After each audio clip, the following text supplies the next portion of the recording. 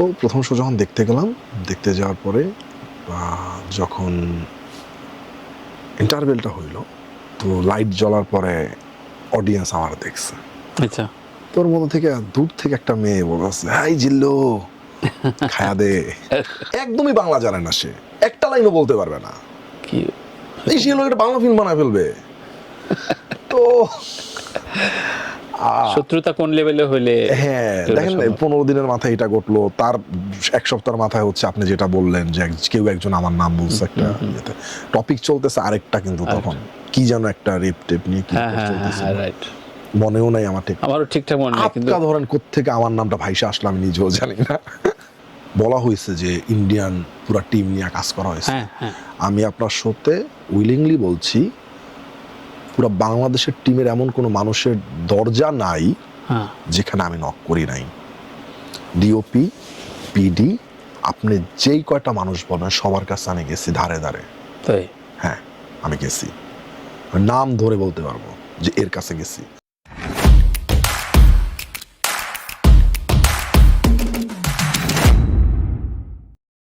সিয়ামের একটা chocolate boy romantic একটা ইমেজ ছিল, সেখান থেকে এরকম ক্রেজি খ্যাপাটে ইমেজ তৈরি করার জন্য কোন রকম ভাবনা চিন্তা তো হয়েছে, অনেক ভাবতে হয়েছে, তো অনেক ভাবতে হয়েছে।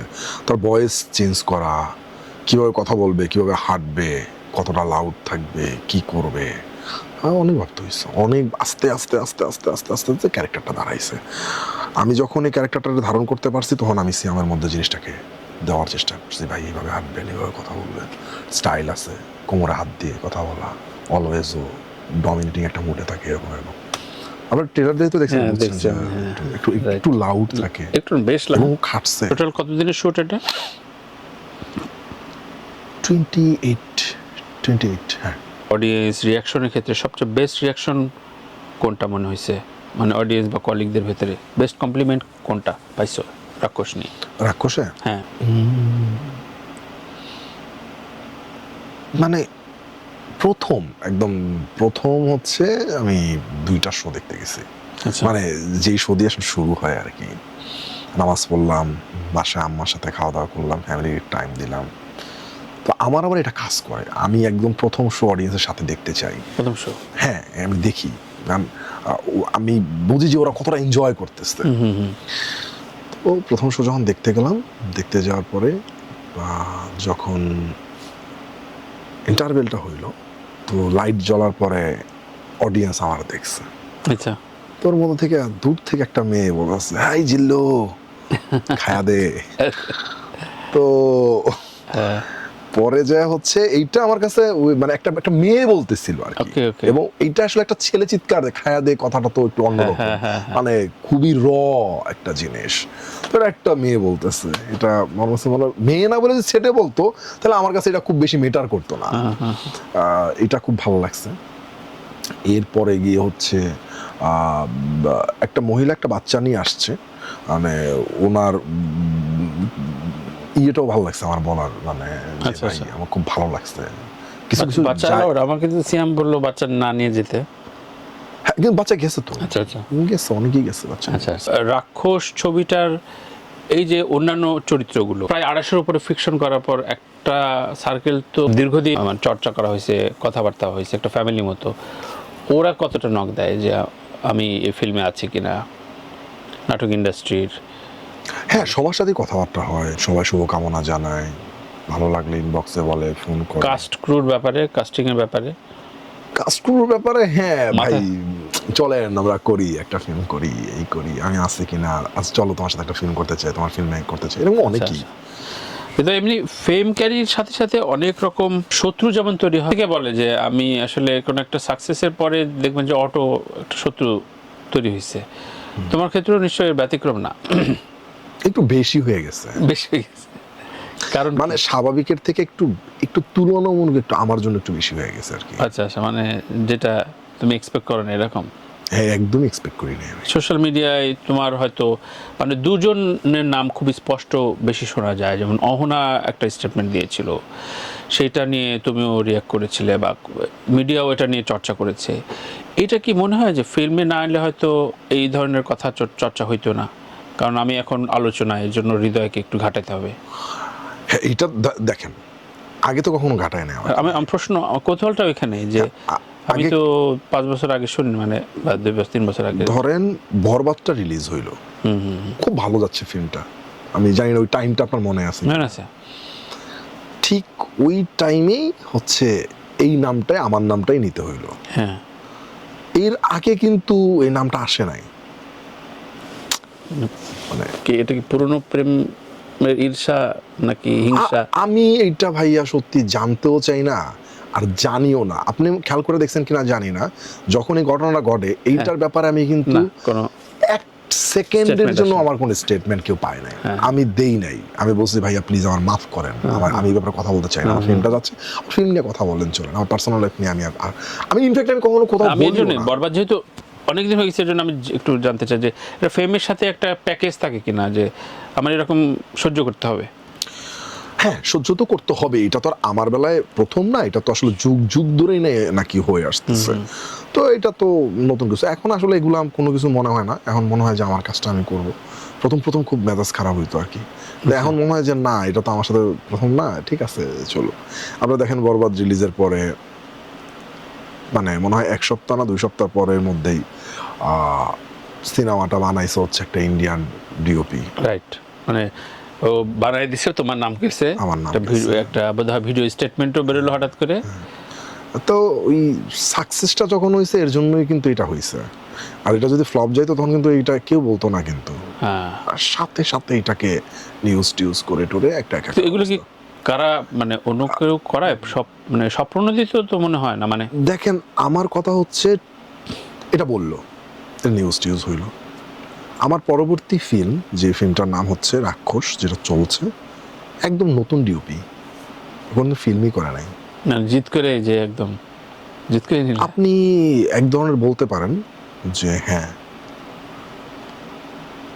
পুরা ফাইট মানে অ্যাকশন মাস্টার ছাড়া আর ডান্স কোরিওগ্রাফার ছাড়া সব বাংলাদেশি টিম। এর মধ্যে আমার যে পিডি ছিল সে কখনো কমার্শিয়াল ফিল্ম করে নাই, আমার যে ডিওপি ছিল সে তো এর আগে ফিল্ম করে না, বাট বিজ্ঞাপনে সে খুব ভালো করে এবং ও খুব ব্রিলিয়ান্ট একজন ডিওপি নিলাম। আসলে আমি কাজ দিয়ে প্রমাণ করতে চাই। আমার 3 নম্বর ফিল্মের ডিওপিও নতুন ডিওপি। ডিওপি নিয়ে যেহেতু কথাটা উঠছে, ইন্ডিয়ান টিম নিয়ে যেহেতু কথাটা উঠছে, তাহলে সব নতুন নতুন নিয়েই করবো। যে আমার ছবি দিয়ে ওর ক্যারিয়ারটা বিল্ড আপ হবে। না ওর ক্যারিয়ার বিল্ড আপ হবে এটা মাথায় রেখে না, ধরুন যদিও ওইটা আমার কাছে মেটার করে না, আমি আপনার সাথে তখন আমার পার্সোনালি ফোনে কথা হচ্ছে, হ্যাঁ কথা হয়েছে, ওই লোকটা আসলে বাংলা বুঝেই না, যে যারা নিয়ে কথা হয়েছে শারীরিক সমস্যা ও বাংলা জানেই না। না আমার সে প্রশ্ন সেখানে, এটা তো কাউকে ইনসিস্ট করে জিনিসটা বের করে এই ধরনের এরকম এবং দেশের বাইরের একজন, হ্যাঁ এবং সেটা বাংলা ভাষীও না, একদমই বাংলা জানে না, সে একটা লাইনও বলতে পারবে না, কি এই সে লোক একটা বাংলা ফিল্ম বানায় ফেলবে। তো শত্রুতা কোন লেভেলে হইলে, হ্যাঁ দেখেন 15 দিনের মাথায় এটা ঘটলো, তার 1 সপ্তাহের মাথায় হচ্ছে আপনি যেটা বললেন যে কেউ একজন আমার নাম বলছে একটা টপিক চলতেছে, আরেকটা কিন্তু তখন কি যেন একটা রেপ টেপ নিয়ে কি চলতেছে, রাইট মনেও নাই আমার, ঠিক আমারও ঠিকঠাক মনে নেই, কিন্তু আপনি ধরেন কোত্থেকে আমার নামটা ভাইসা আসলো আমি নিজেও জানি না। মানে এগুলো কি আমি এর জন্য ভাই আপনারা বললাম যে আমার কাছে বিব্রত হও না, আমি একদমই বিব্রত হই না, এনজয়ও করি না, আমার কাছে জিনিসটা কিছুর মতোই লাগে না। আচ্ছা আচ্ছা মনে হয় যে হ্যাঁ এটাই স্বাভাবিক, এটাই হবে। প্রথমে একটু অস্বাভাবিক মনে হয়েছিল, তো আমার বেলায় যেটা হয়েছিল সেটা আপনার বরবাদ বানানোর আগে আমার এই দখলগুলা নিতে হয়েছে, তো আস্তে আস্তে আস্তে আস্তে বরবাদের পরে আমার কাছে জিনিসটা নর্মাল হয়ে গেছে। বরবাদ বানানোর আগে ধরেন আমার ছবি দিয়ে হচ্ছে সাকিব ভাইয়ের ছবি দিয়ে এর সাথে কাজ করা যাবে না, কেন জানি না করা যাবে না, জানি না কেন করা যাবে না, যাক ঠিক আছে, এরকম একটা পলিটিক্স আমি ফেস করলাম। তারপরে হচ্ছে ধরেন বাংলাদেশের ডান আমাকে বললো না যে আমি সমস্ত টিম ইন্ডিয়া থেকে নেওয়া হচ্ছে বরবাদে, তানিরা আপনার মানে এমন ভাবে ছড়াচ্ছিল যে তুমি বোধহয় একটা টুলে কোনায় বসেছিলা, মানে হঠাৎ আসতা, তুমি এই ছবির সাথে তেমন মানে জানোই না কিছু। এইবার আপনাকে আমি আপনার শোতে একদম বলতে চাই যে বলা হয়েছে যে ইন্ডিয়ান পুরো টিম নিয়ে কাজ করা হয়েছে, আমি আপনার শোতে উইলিংলি বলছি পুরো বাংলাদেশের টিমের এমন কোনো মানুষের দরজা নাই যেখানে আমি নক করি নাই। ডিওপি, পিডি, আপনি যেই কয়টা মানুষ বলবেন সবার কাছে আমি গেছি ধারে ধারে, হ্যাঁ আমি গেছি, নাম ধরে বলতে পারবো যে এর কাছে গেছি, এর কাছে গেছি, এর কাছে। কেউ আমাকে শিডিউল দেয় নাই, কেউ শিডিউল দেয় নাই। এমনও হয়েছে আমার সাথে তানভীর ভাই, 2 মাস প্রি প্রোডাকশন করছে এক ডিওপি আমার সাথে, নাম বলবো না।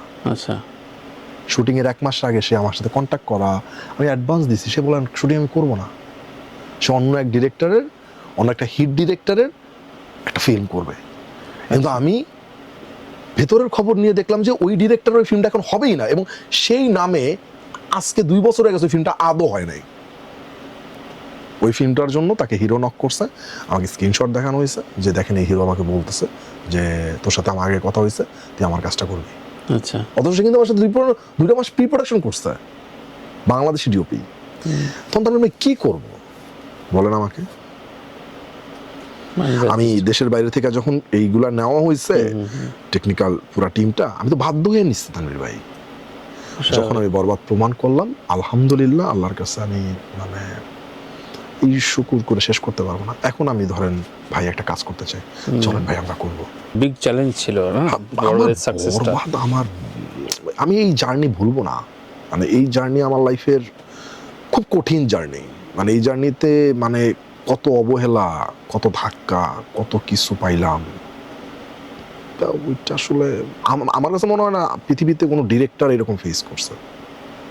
আমি অনেক ডিরেক্টর নিয়ে স্টাডি করি, জানি, কিন্তু আমি খুব বাজে বাজে জিনিস ফেস করছি।